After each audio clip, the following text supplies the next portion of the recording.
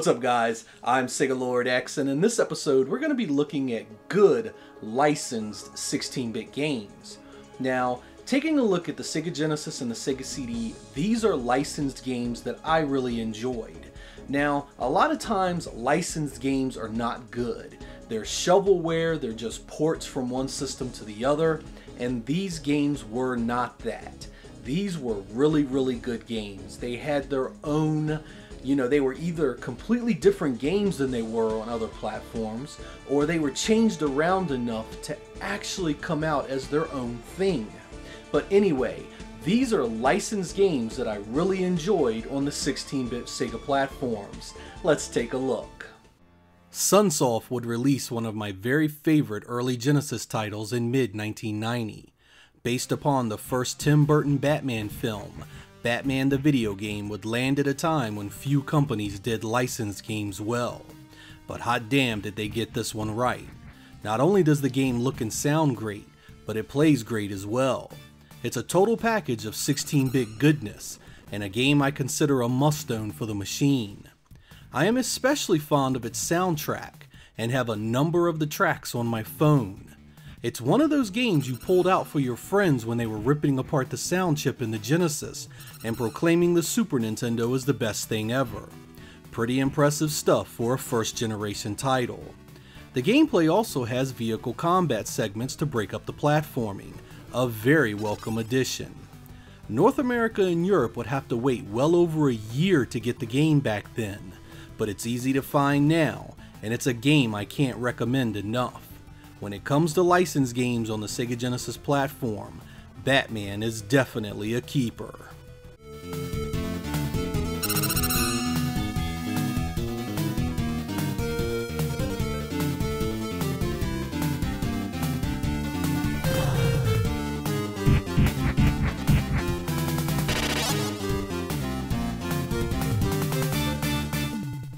Released in early 1991 and developed by Sega of America, Dick Tracy was directly tied to the 1990 action film of the same name.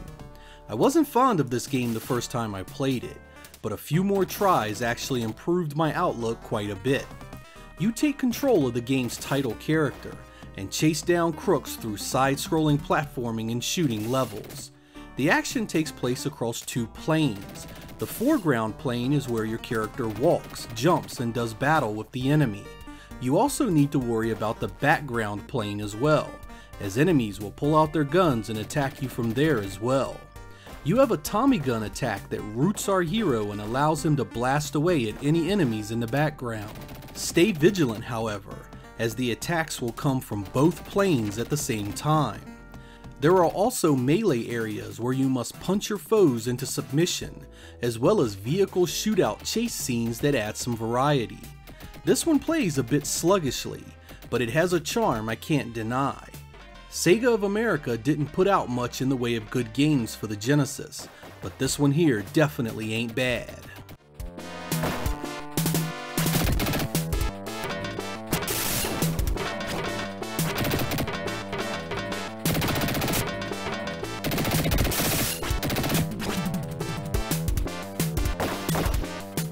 Virgin Games would develop the weird Sega Genesis comic crossover Robocop vs. Terminator and release it in mid-1994. This platforming run-and-gun doesn't get a lot of love in the retro gaming community, but I really dig it for its brand of full-throttle action. You are Robocop, doing battle with the dreaded Skynet and its Terminators for the fate of mankind. Along the way, you get all kinds of weapons to wreak untold carnage on your adversaries. And this game is violent, with bloody deaths all over the place. The graphics and sound aren't the best, but they have a cold grittiness to them that I've come to appreciate. The sprites are large and detailed though, a definite step up for this kind of game. It's Robocop vs. Terminator's gameplay that I dig the most though, as it feels very much like you have to keep moving and fighting to stay alive. This brand of kinetic survival feels like a Terminator property should. You are never safe and must keep going forward to survive. This game is different from its Super Nintendo counterpart in many ways, and while it doesn't rank high on many people's must-play lists, I still say give it a try. It's not a bad game at all.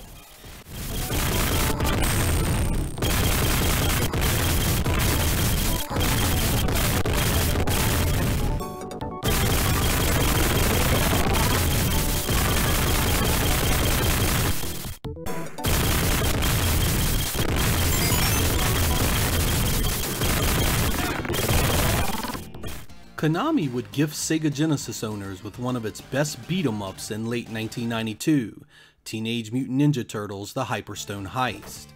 Based on the Super Nintendo game Turtles in Time, this game here would change the story, enemies, and level layouts around a bit, but retain the awesome gameplay and co-op action. You have a choice of one of 4 turtles to do battle against the evil Shredder and the Foot Clan. The gameplay consists of combo-based attacks that are augmented by your usual dash, jumping, and special attacks. I really love how this game looks and sounds, as it does a great job of representing the source material. The soundtrack is especially awesome, rivaling anything on the machine before it. Many people out there love the Super Nintendo game, and consider it one of the best beat-em-ups of all time. I actually prefer the Genesis version here for its longer levels and gameplay. Attacks just feel and sound better when they connect in this game, empowering your drive to whoop everything's ass that moves. The co-op gameplay is a blast with a friend, and adds a ton of playability. Konami really belted out some good games on Sega's 16-bit powerhouse, and Teenage Mutant Ninja Turtles: The Hyperstone Heist here is a game not to be missed.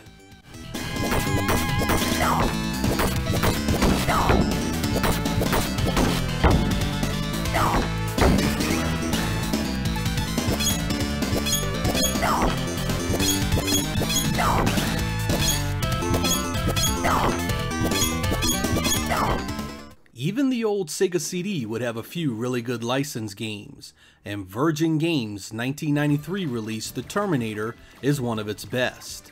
Based on the James Cameron film of the same name, you control Kyle Reese on his journey to save Sarah Connors from the dreaded Terminator.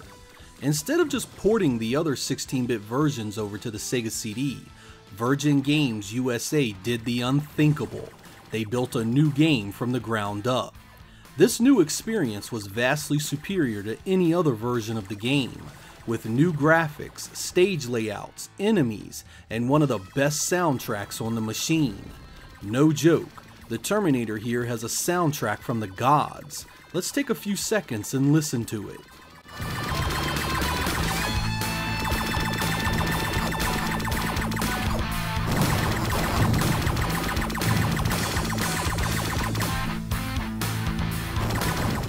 Gameplay is straight up run and gun platforming, with access to power-ups for your weapons and armor.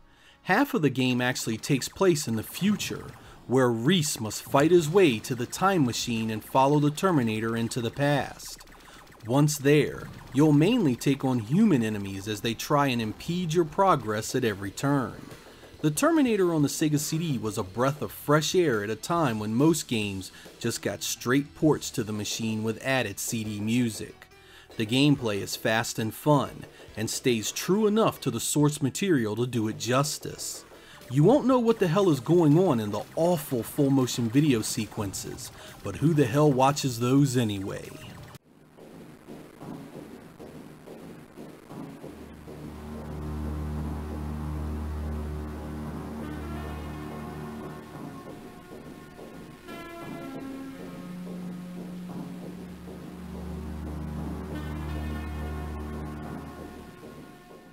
Released in early 1993 and developed by Malibu Interactive, Batman Returns for the Sega CD was another release that was not a simple port from the Sega Genesis. Although it included the absolutely awful platformer of the same name, Sega luckily did its fanbase a solid and actually added another game on top of that. And what a game it was! Taking advantage of the Sega CD's sprite and background scaling hardware, we'd get a combat driving game with this release as well.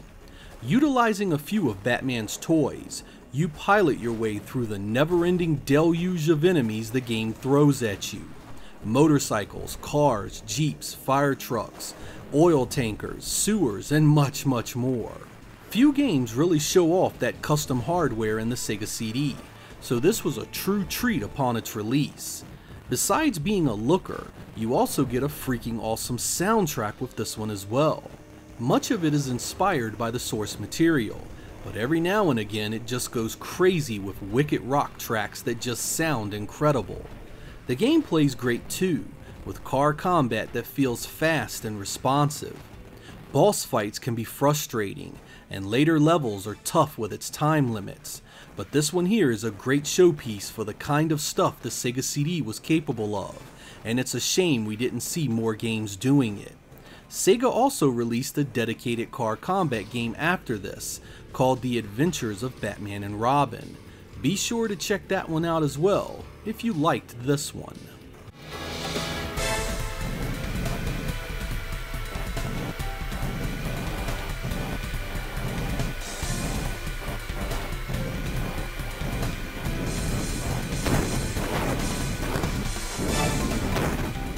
So there we go, guys. What do you think about licensed games in general? Are they usually just bad enough to not mess around with? Do you even bother looking at a licensed game? Or does the thought just immediately turn you off from trying to collect it? Every now and again you will get a licensed game that ends up being really special. Some of these games here fall right into that category. Now, as I said in the beginning, this is in no way a comprehensive list. If you guys want to share with me what games you enjoyed for the 16-bit Sega Genesis and Sega CD that were licensed, hit me down in the comments and let me know what they were. Also, if you like this topic and want to see part 2, please let me know down in the comments that as well. I'm Sega Lord X. Thank you guys, as always, for watching. I'll catch you next time.